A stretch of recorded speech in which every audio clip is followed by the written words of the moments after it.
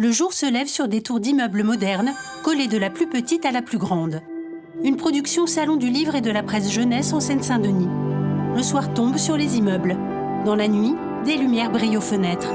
Dans le ciel, 3 mots s'allument. Qui lit dort. Le titre clignote puis s'éteint. L'oncle Panda. Le vent souffle de gros flocons de neige autour d'un abribus. Une femme avec un blouson jaune, un bonnet bleu et des gants se précipite sous l'abri. Elle regarde les horaires et soupire. Elle fait les 100 pas. Elle se frotte les mains. Elle s'assoit sur le banc et sort un livre de son sac à dos. Sur une des pages, une petite fille, tout de rouge vêtue, fait de la balançoire sous un arbre en fleurs. Tous les pandas sont rares. Mais mon oncle est vraiment unique au monde. Pour le moment, mes parents sont trop occupés. Je suis chez lui en vacances. Dans sa maison, oncle Panda fait de l'élevage. Pas de poules ou de hamsters, mais de poussière. Quand le soleil entre dans la maison, elle vole, ça brille. Dans un appartement, une fillette à lunettes vêtue d'une robe à grosses fleurs écrit dans un carnet. D'abord, mon oncle et moi, on ne dit rien. On joue à ne rien dire et à faire beaucoup de bruit avec notre paille dans le thé glacé. Qu'est-ce que tu veux faire quand tu seras grande ? Être grande. C'est un excellent métier, conclut oncle Panda. À la grande ville, nous avons loué un vélo. C'est là que j'ai vu qu'oncle Panda est poète. Quand il roule à vélo, on dirait un oiseau. La fillette essaye des perruques. Le soir, oncle Panda ne me raconte que des histoires de souris. Pourquoi encore et toujours des souris ? Parce qu'on n'en voit jamais par ici. Peut-être que quelque part où nous n'allons pas, on aime seulement les histoires de pandas. En tablier, elle fait un gâteau. Oncle Panda adore les chemins qui tournent en rond. Si tu marches très vite sur ces sentiers-là, tu peux parfois te croiser toi-même. Et que dis-tu quand tu te rencontres ? Rien. Un clin d'œil et c'est reparti. Chaussée de bottes de caoutchouc, elle court dans un jardin. Oncle Panda, tu avais dit que tu m'aiderais pour mes devoirs d'école. Si c'est en dessin, je veux bien. Non, ce sont des calculs. Bon, alors viens. On va dessiner les calculs sur les arbres. Sur une feuille, elle dessine un ours et colle des gommettes. Oncle Panda aime mimer. Il mime le vent, les oiseaux. Il sait faire le bateau, le tournevis, le clou qui s'enfonce, le lacet de souliers qui danse. Sa spécialité, c'est quand même le nuage. Le soir, les étoiles d'une veilleuse éclairent la fillette couchée sur un doudou. Oncle Panda accepte de m'aider à choisir mon étoile.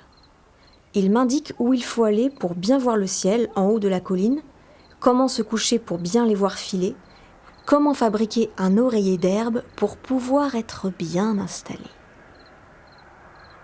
Oncle Panda, laquelle je choisis maintenant ?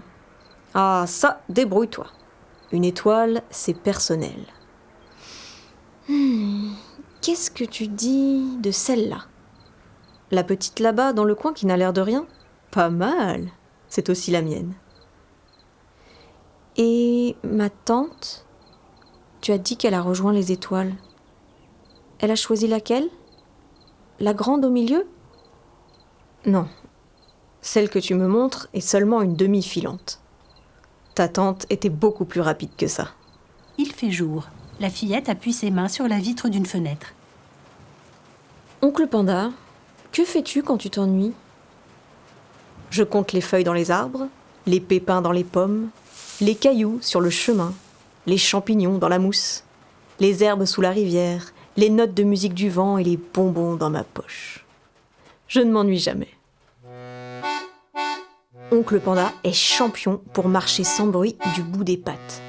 Il a gagné 3 concours de silence en marchant. Il dit souvent qu'il m'apprendra, mais il prétend que mes pattes à moi sont trop bavardes. La fillette joue de l'accordéon. Quand oncle Panda met ses lunettes, tout le monde rit. Il en invente de nouvelles chaque jour. Aujourd'hui, ce sont des tiges de fleurs enroulées. Oncle Panda, à quoi ça sert ? Il n'y a même pas de verre. Oui, je vois ce que tu veux dire. Mais ce sont des lunettes pour faire rire. À la cuisine, en tablier, elle fait une grosse bulle de savon. La fois où je suis venue le visiter en hiver, nous avons construit un igloo. Pendant des heures, bloc après bloc, il l'a taillé. À l'intérieur, on faisait de la fumée en parlant. La grosse bulle éclate. La fillette rit. Je dois repartir. Oncle Panda rit dans un mouchoir en papier. C'est mieux que pleurer. La grimace est plus belle. Au revoir, dear uncle. N'oublie pas que nous avons choisi la même étoile. Allez, file maintenant. L'an prochain, même si mes parents ne sont pas trop d'accord, je reviendrai chez l'oncle Panda. Nous fabriquerons une île, m'a-t-il promis. Sous l'abribus, la femme sourit. Autour d'elle, la neige danse dans le vent. La nuit, devant l'un des immeubles modernes, Killidor se détache en lettres lumineuses. La couverture de Oncle Panda apparaît. Sur fond vert, Oncle Panda se tient sur une patte, la tête en bas, près de la petite fille en rouge. Un livre de Karl Norak et Chris Di Giacomo, édition À pas de loup. Réalisation Chloé Shop, avec Gaël Ménard, Clarisse Lecos Gastbled. Audio description Stéphanie Bourguignon, collaboration Tatiana Lujic.